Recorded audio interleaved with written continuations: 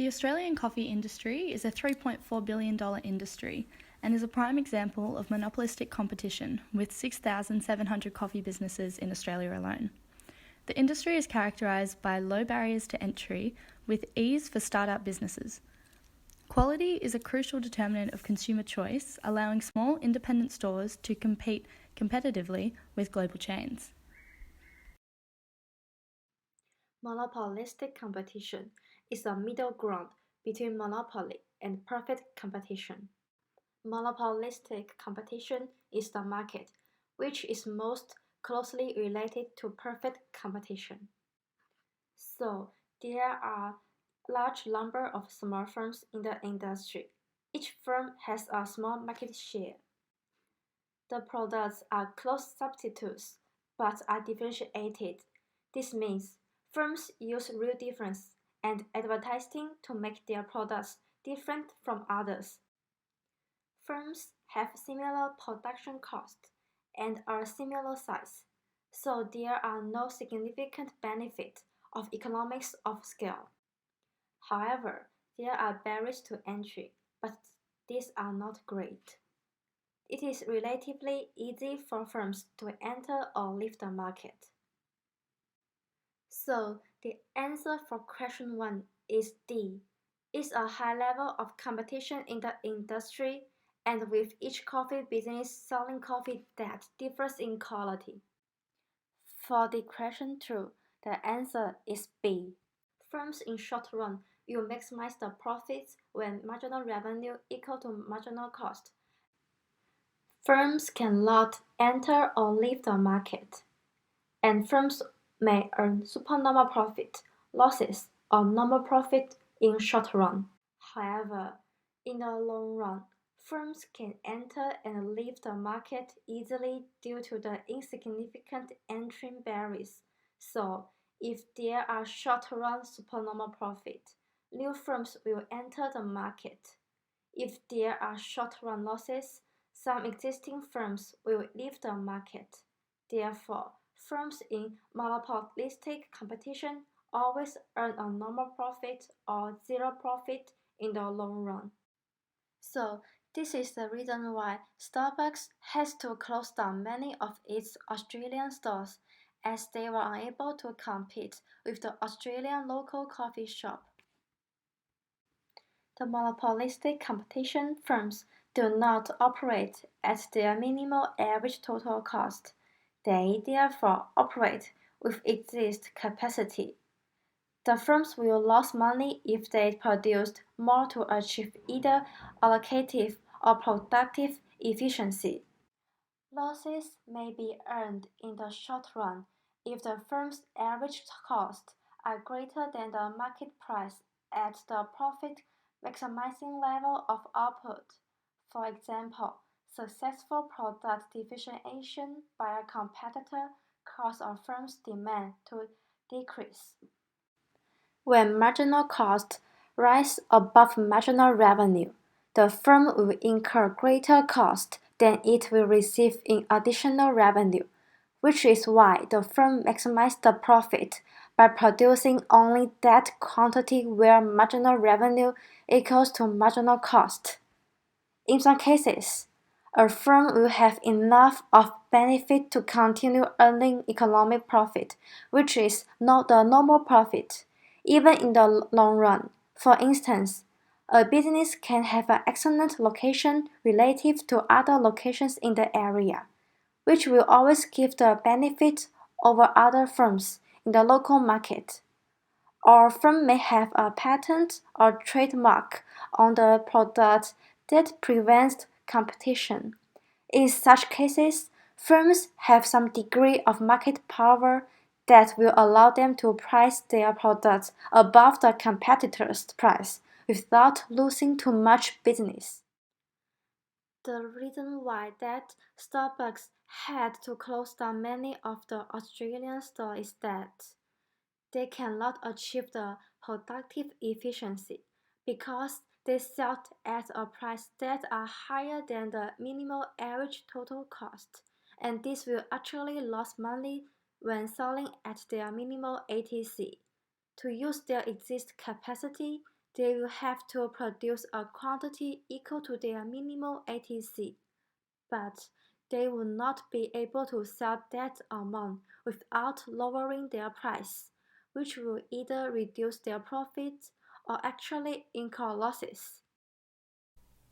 Question 3.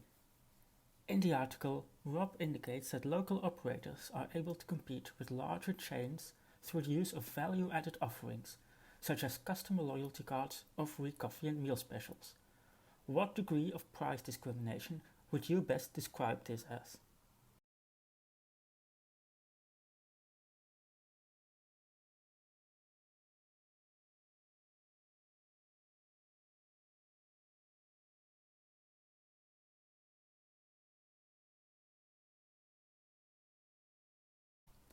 Price discrimination is a selling strategy that charges customers different prices for the same product or service based on what the seller thinks they can get the customer to agree to. This can increase profits when a producer identifies different markets for the same product.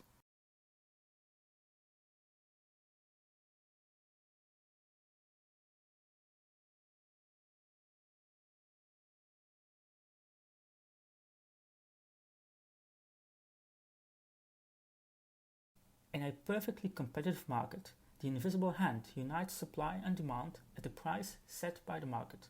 However, in less perfect forms of competition, like a monopolistic competitive market, products are differentiated, and producers have a degree of market power that allows them to set their own prices.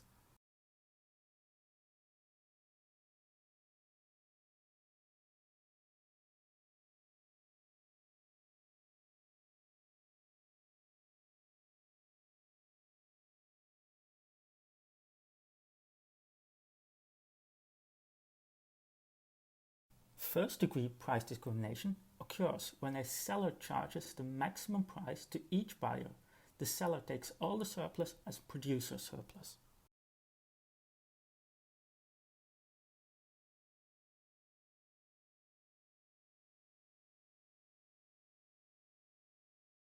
Second-degree price discrimination occurs when a seller charges a different price for different quantities consumed. The buyer gets a discount on bulk purchases and thus captures a larger consumer surplus. The seller captures a larger total producer surplus due to the larger quantities sold, even though their producer surplus per marginal unit gets lower.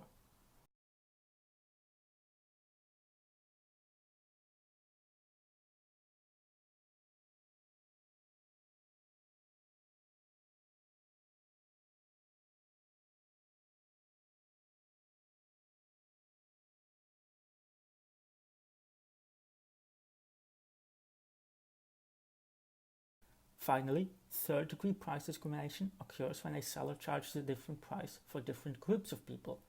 Different groups might have different willingness to pay for the same product, and sellers can maximize total producer surplus by splitting the market according to these different groups.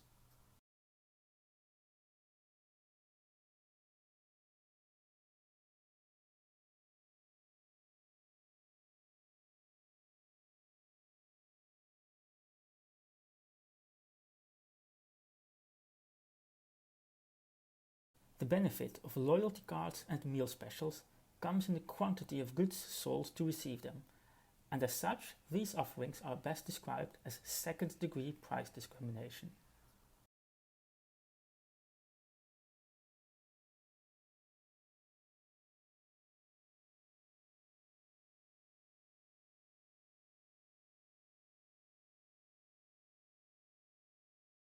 Question 4. In the article, Rob indicates that local operators are able to compete with larger chains through the use of value-added offerings, such as customer loyalty cards or coffee and meal specials. What other types of price discrimination could coffee establishments use?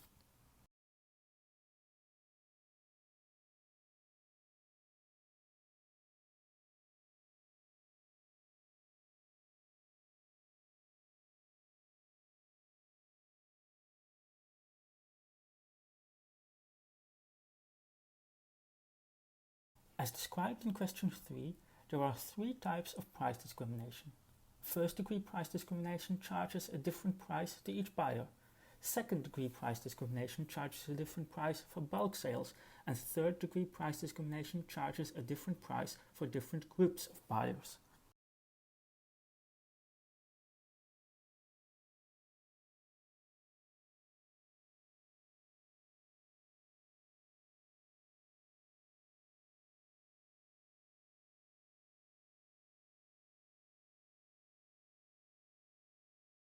First-degree price discrimination is difficult to achieve and near impossible for coffee.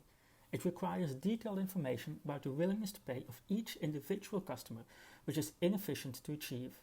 It also requires the coffee seller to have a monopoly, which is not the case in this market. As such, there are no first-degree price discrimination methods coffee establishments could use.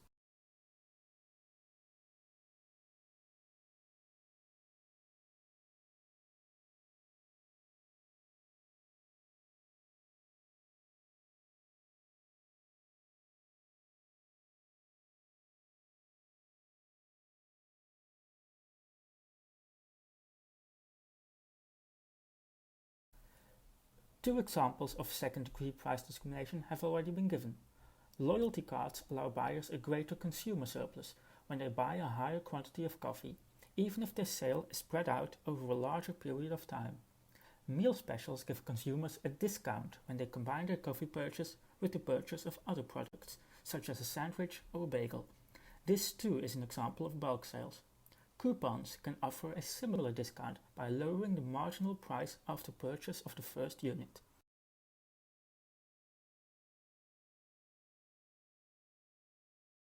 Examples of third-degree price discrimination are adjusted prices for certain groups, like senior citizen discounts. This lowers the price of coffee under their willingness to pay, which leads to a larger total producer surplus. Coupons can be an example of third-degree price discrimination when given out to specific groups, like on a university campus. Some coffee chains offer discounts on certain times, such as before 7:30, which persuades early commuters to buy their morning coffee at these chains. Coffee establishments also offer a large variety of premium products, marketed by the use of certain ingredients or the quality of the product. The price at which such a cup of coffee is offered is often far above its marginal cost, which may not be much greater than the cost of a regular cup of coffee.